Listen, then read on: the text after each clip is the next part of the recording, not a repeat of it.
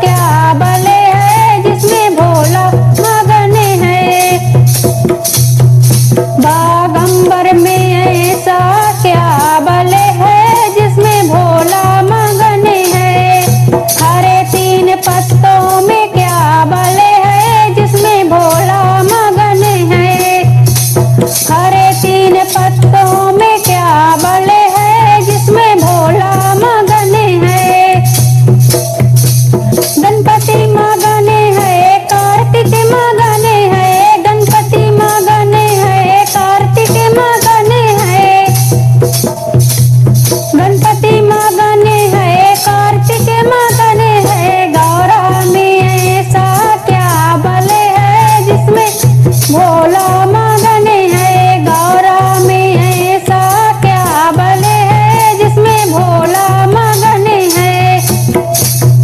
हरे तीन पत्तों में क्या बल है जिसमें भोला मगन है।